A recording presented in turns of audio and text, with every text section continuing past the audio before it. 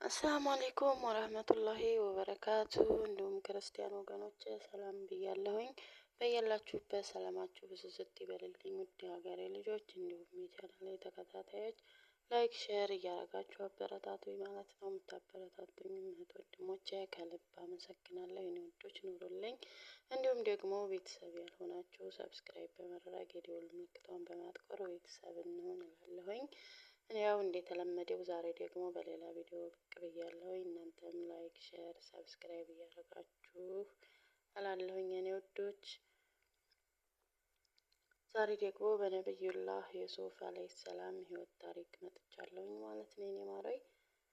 በመጨረሻም መላእክቱ ይህችን ከተማ ሊያጠፏት እንደሆነ እና ሉጥም ቤተሰቦቹን እና ተከታዮቹን ሁሉ ሰብስቦ ጎህ ሳይቀድ ከተማይቱን ለቅቆ እንዲወጣ አዘዙት። በዚህ ሁኔታ ሉጥ አለይሂ ሰላም እንግዶቹን እያወራ ሳለ ህዝቡ በሩን ሊገነጥል ተቃረበ። ያን ጊዜ ጅብሪል አላህን አስፈቀደና አንድ ጊዜ በሩን ከፍቶ በመውጣት በክንፍ ፊታቸውን ክፉኛ ይመታቸው ጀመር። አይኖቻቸውም እዚያው እየሟሸሹ መፍሰስ ጀመሩ። ጠዋት ሲነጋ ሉጥ እንደሚገድሉት እየዛቱ ሁሉም ከበሩ እየተተራመሱ ሄዱ። ከዚያም ሉጥ መላእክቱን መች ነው እነዚህን ህዝቦች የምታጠፋቸው አላቸው። እነሱም ጎህ ሳይቀድ ነው አሉት። ሉጥም አሁኑኑ ብታጠፋቸው ሲላቸው መላእክቱም እንደ ሱቢህ ቅርብ አይደል ወይ አሉት። በነጋታው ሉጥ ተከታዮቹን ቤተሰቦቹንና አመፀኛዋን ሚስቱን ይዞ ከመቅሰፍቱ ሸሽት ከከተማይቱ መውጣት ጀመረ። ሲወጣም ለተከታዮቹ በከተማይቱ የሚወረወረው መቅሰፍት ማንንም ዞሮ ማየት እንደሌለበት አስጠንቅቆ ተናገረ። አሁን ሁሉም ጉዞ ጀምረዋል። መላእክቱ እዚያው ከተማ ውስጥ ናቸው። ሉጥ አለይሂ ሰላም እና ተከታዮቹ ከተማይቱን ልክ ለቀው እንደወጡ ከወደ ከተማይቱ በኩል ከፍተኛ ድምፅ ሰሙ። ማንም ወደ ከተማዋ እንዳይዞር ማስጠንቀቂያ ስለተሰጠ ማንም አልዞረም ነበር። የሉጥ ሚስት ግን ወደ ኋላ መዞር ወይንም ወገኔ በማለት ጮኸች። ትልቅ የድንጋይ ፍንጣሪ መጥቶ ራሷን ለሁለት ከፈለላትና የመቅሰፍቱ ሰለባ ሆነች። አላህም ይህን ዘግናኝ ክስተት ሲተርክ እንዲህ ይላል። ትዕዛዛችንም በመጣ ጊዜ ወይም የከተማይቱን ላይዋን ከታች አደረግን፣ ገለባበጥናት። ተከታታይም ሆነ የሸክላ ድንጋይ በራሷ ላይ አዘነብን። ሱረቱል ሁድ። እንዲህ አድርጎ ነበር የገለባበጣቸው። መጀመሪያ ጅብሪል ክንፉን በከተማይቱ መሬት ውስጥ ዘቅዝቆ አስገባው። ከዚያም ከተማይቱን ከነ ህንፃዎቿ ነቅሎ ወደ ሰማይ ከፍ ካደረገ በኋላ ገለበጠውና መልሶ ወደ ምድር ተከለው። ሉጥ ከነ ተከታዮቹ ብዙ ርቀት ከተጓዘ በኋላ ሷኢር የተባለ አካባቢ በመስፈር ይህ ነው ተብሎ በታሪክ መዛግብት በእድሜ ባይሰፍርም እዚያው ሷኢር ላይ ህይወቱ አልፏል አለይሂ ሰላቱ ወሰላም። ያዕቆብ ልጆቹን ሚስቶቹንና አገልጋዮቹን ይዞ ከነዓን ምድር ላይ ኑሯቸውን ጀምረዋል። ያዕቆብ ልጆቹን ሁሉ እላፊ በመውደድ የሚታወቅ አባት ቢሆንም ለየቲሞች ለዩሱፍ እና ለቢንያሚን ያለው ቦታ ልዩ ነበር። ከዕለታት አንድ ቀን ዩሱፍ በሌሊት ተነስቶ ለአባቱ ያየውን ድንቅ ህልም እንዲህ ሲል ይነግረዋል። አባቴ ሆይ እኔ 11 ከዋክብትን ፀሐይንና ጨረቃንም በህልሜ አየሁ። ለእኔ ስጋጆች ሆነው አየኋቸው። አባትየውም ልጄ ሆይ ህልምህን ለወንድሞችህ አታውራ፣ ላንተ ተንኮልን ይሰሩብሃልና ሰይጣን ለሰው ግልጽ ጠላት ነውና። እንደዚህም ወይም እንዳየኸው ጌታህ ይመርጥሃል፣ ከንግግሮቹም ፍቺ ያስተምርሃል። ጸጋውንም ካሁን በፊት በሁለቱ አባቶችህ በኢብራሂምና በይስሐቅ ላይ እንዲያሟላት በአንተ ላይና በያዕቆብ ዘሮችም ላይ ይሞላለታል። ጌታህ አዋቂ ጥበበኛ ነውና ብሎ አበስሮት ሕልሙን ለማንም እንዳይናገር አስጠነቀቀው።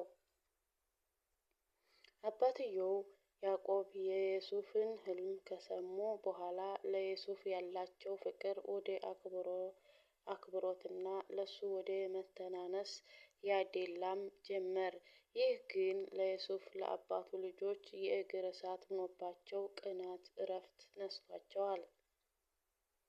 ከዕለታት አንድ ቀን የዮሴፍ አባት ልጆቹ በዮሴፍ እና በአባቱ መካከል ያለውን ፍቅር እንዴት በአጭሩ ማኮላሸት እንዳለባቸው ሊመካከሩ አንድ ቦታ ተሰበሰቡ። ብዙ ሀሳቦችን አንስተው በመጨረሻም ዮሴፍ በአንድ ውሃ ጨዋማ በሆነ ስምጥ ጉድጓድ ውስጥ ሊጨምሩት ወሰኑ። ማታ ላይ አባታቸው ዘንድ በመሄድም አባታችን ሆይ በዮሴፍ ላይ ለምን አታምነንም?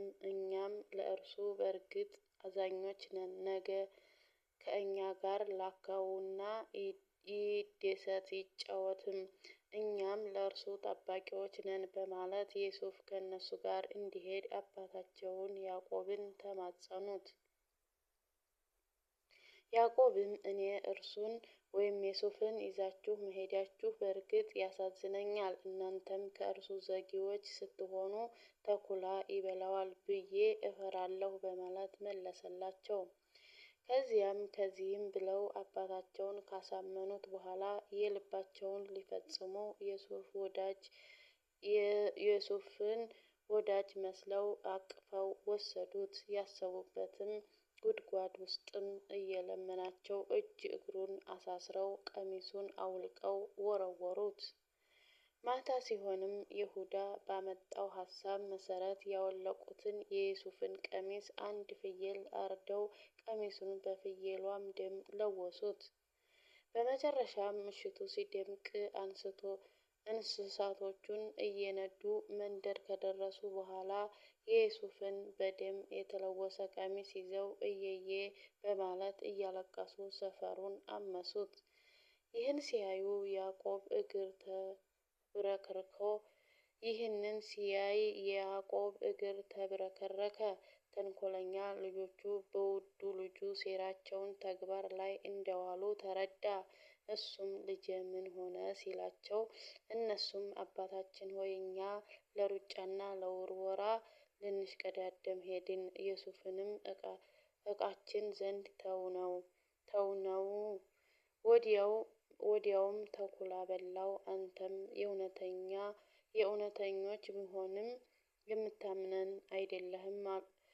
አንተም እውነተኞች ብንሆንም የምታምነን አይደለህም አሉት። አባታቸውም አይደለም ነፍሶቻችሁ ውሸት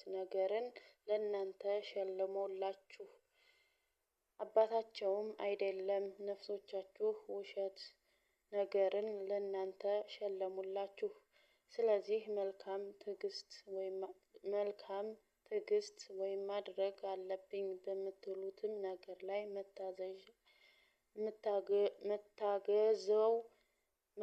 ላይ መታገዣው አላህ ብቻ ነው ብሎ ጉዳዩ ለአላህ ተወው።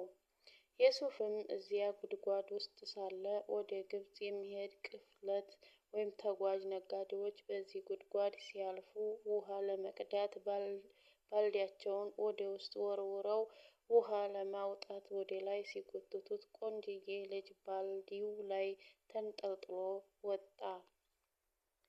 በዚህ ሁኔታ ላይ ውሃውን ሚቀዳው ሰውዬ ልጅ አገኘሁ እያለ ሲጮህ የዮሴፍ ወንድሞች ሰምተው መጡና ከኛ ያመለጠ ባሪያ ነው፣ ከፈለጋችሁ ግዙን እንጂ በነፃ አትወስዱም በማለት ወንድማቸውን በርካሽ ዋጋ ለነጋዴዎቹ ሸጡላቸው።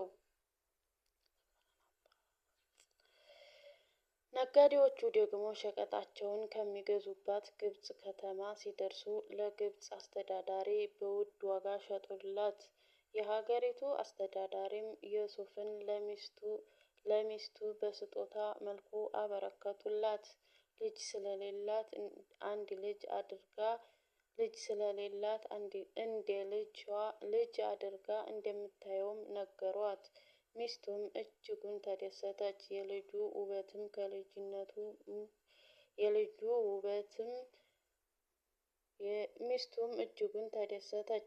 ውበትም ከልጅነቱ ጋር አጓጊነቱም ማረካት። ጊዜያት ነጎዱ። ቀን ሌሊት፣ ክረምት በጋን እየተኩ ብዙ ዓመታት አስቆጠሩ። እና የኔ ወዶች ላይክ፣ ሼር፣ ሰብስክራይብ አድርጉ ማለት ነው። የኔ ማሮች ወዳችኋለሁኝ። የዛሬውን ቪዲዮዬን በዚህ አጠናቅቄያለሁኝ። በቀጣይ ክፍል ደግሞ እስከምንገናኝ አሰላሙ አለይኩም ወራህመቱላሂ ወበረካቱ።